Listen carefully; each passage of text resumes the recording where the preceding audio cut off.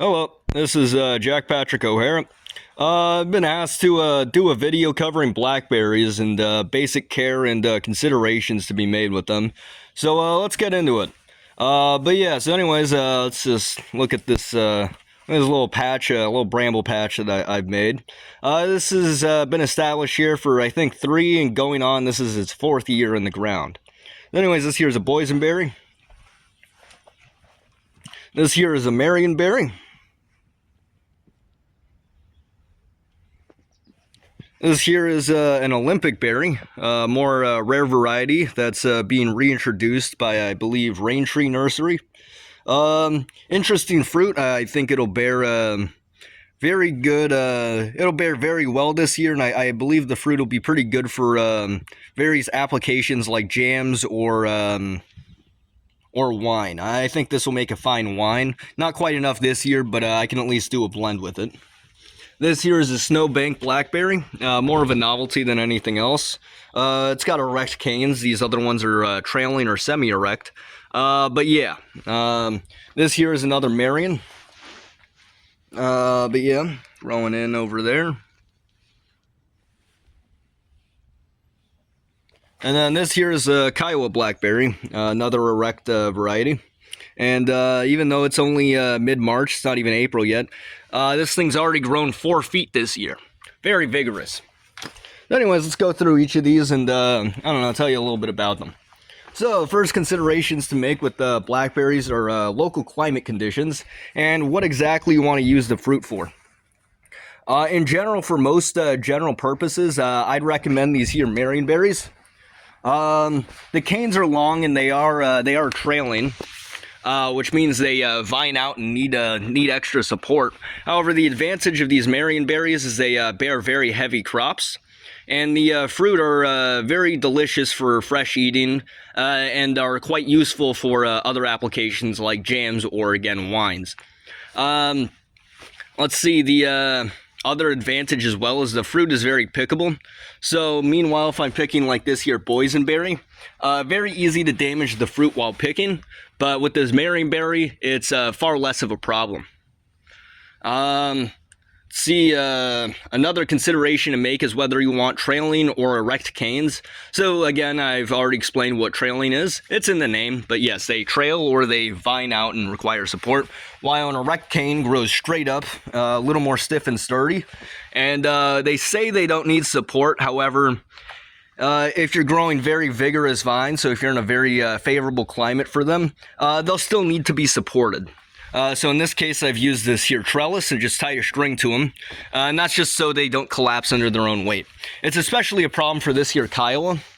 I think this year, now that it's very established, it'll likely grow over 20 feet, and the canes will collapse under their own weight in those circumstances, especially once they start bearing fruit or branching out. So in this case, I have to support it. I also have to prune the canes back so they're not too long. That is one potential downside of erect canes. The other consideration you're going to have to make is regarding climate and what's growable and what isn't. So in general, in my part of the world, you can grow pretty much any type of blackberry. You can grow any type of blackberry here.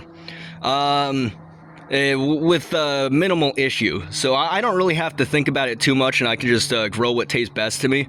But if you're in a less hospitable climate or something like that, so let's say you're in a very hot and dry climate with a long growing season that experiences minimal rainfall with not very fertile soil, a variety I'd recommend would be this here Kiowa for its extra vigor and hardiness as well.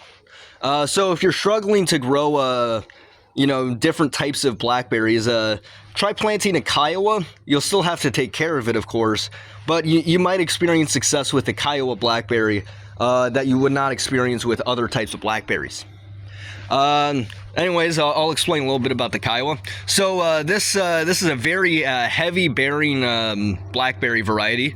A mature bush could potentially yield over 15 pounds of fruit if it's growing under ideal circumstances. Of course, when you're dealing with that much fruit, it can be a little difficult. And using all of it as well, you'll have to figure out various things, but you can juice them at minimum, and that'll quickly use up the fruit. This Kiowa as well, another consideration you have to make is that the fruit are massive. The berries are easily twice the size of Marion berries, and if they're not getting enough light and heat, they will not ripen evenly. So you do have to consider planting as well.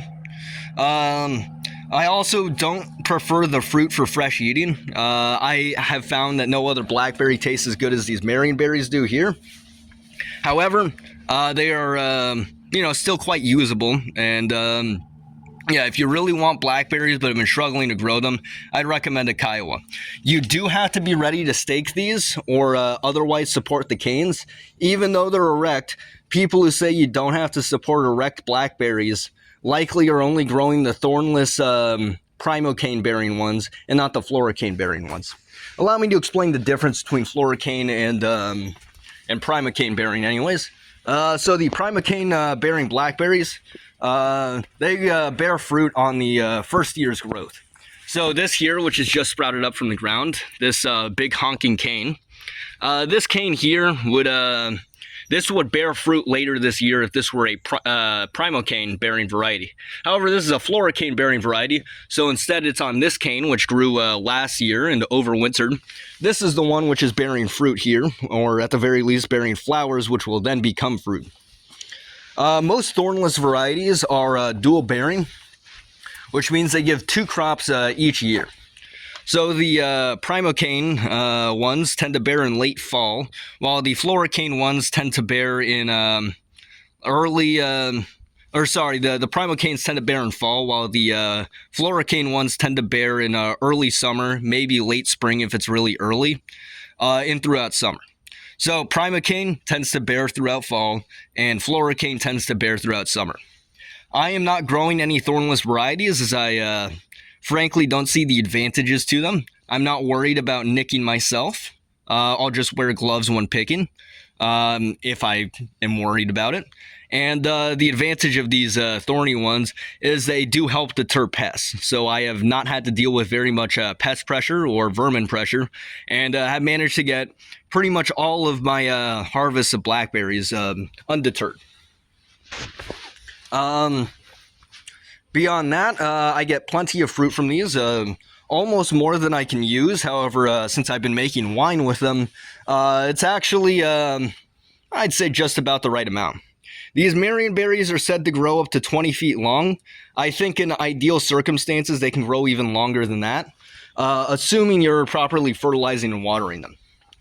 Anyways, now with the basic introduction of varietals, considerations, as well as other things, let's go over planting considerations now.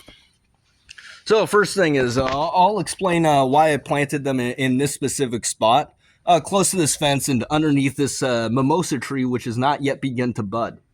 So the advantage of putting it here is they get plenty of morning and afternoon light, which tends to be less hot than the sun during the midday and afternoon.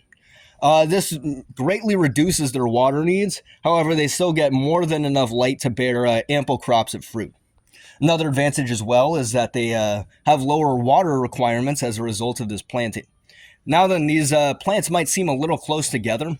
However, being that this is a home garden and not a farm, you can afford to place things much closer together.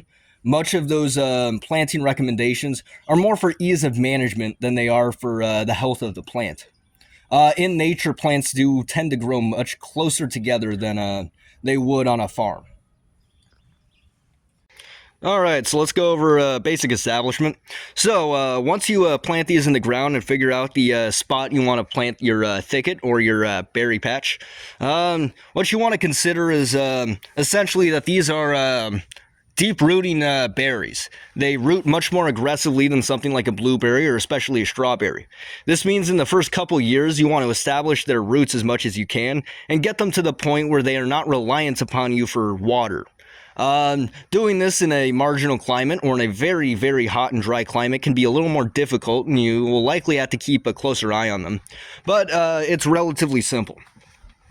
So in the first year you plant them, the first thing you want to do right after planting is immediately water them in. The watering should probably last for about 5 minutes, but you kind of want to flood the area. And then I'd say roughly every 2 weeks after that, during summer, and if it's a hot fall, during fall, and you're not getting rainfall, give them a deep watering for, again, 5 minutes or so for each plant, and just let the area flood. These will aid the roots in establishing themselves wider and deeper, and greatly lower your water needs in the future once they're established. After the second year, so you're going to want to keep that up. During the second year, you can greatly reduce the frequency, but increase the duration.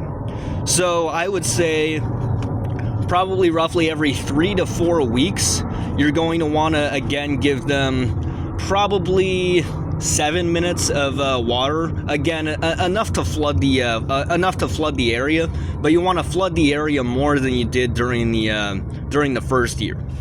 So during the second year, roughly 7 minutes of constant watering to flood the area, roughly every 3 to 4 weeks. And then by the third year, you should only water as necessary to maintain vigor and help the primocanes veg out. At this point, watering for fruit bearing should not be necessary. And if you overwater when they're bearing fruit, the fruit will be of lower quality. As for maximizing yields, that's more of a fertilizer issue than it is a watering issue. I'll go over basic fertilizing now.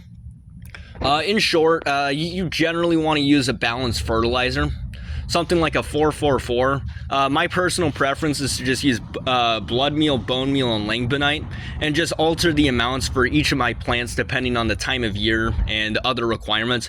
But generally for blackberries as well as most berries, you generally want to keep the feed pretty balanced. Right now would be a good time to fertilize them, so I just fertilized these the other day with some blood meal. I don't have bone meal and langbonite at the moment, so I may do with some molasses in addition to that. The idea is that each of these will support larger leaf structures, longer canes, as well as large flowers, as well as giving the plant the energy and vigor needed to support its fruits. This fertilizing routine has been more than effective in getting me enough fruit for my purposes. Again, the watering is not too important by the time they're established, just enough to maintain vigor and keep these floricanes fairly long. Alright, so with that out of the way, let's go over basic pruning for floricane bearing varieties. So, for these floricanes, this here is again a floricane. It's going to bear flowers and then fruit later this year. Once it's done bearing fruit, I'm going to cut this down to the ground, and these primocanes, which are sprouting up now, I'm going to loop these around this here patio, and repeat the cycle anew in the next year. You want to always prune the floricanes after they're done bearing fruit, as the yields from these canes will massively decrease or they'll die back on their own. And very quickly, if you're not staying on top of the management at the end of the year, the entire patch and bramble will quickly grow out of control and become unmanageable and unpassable, and picking the fruit will be a nightmare. So once these are done bearing fruit, once the floricanes have borne fruit, just prune them down to the ground, give them a quick snip, and loop the primocanes again around whatever structure you're training these on. It's essentially the same consideration with erect bearing canes, but that is essentially all there is to long-term maintenance. As long as you stay on top of it, they will stay very manageable. And that's essentially all there is to blackberry care. If you want to look into primocane berry varieties or thornless varieties, there's plenty of resources available. Just simply type in floricane blackberry care, primocane blackberry care, and you should be able to find all the pruning details you need. But that is essentially all there is to it. Thank you, and have a good one.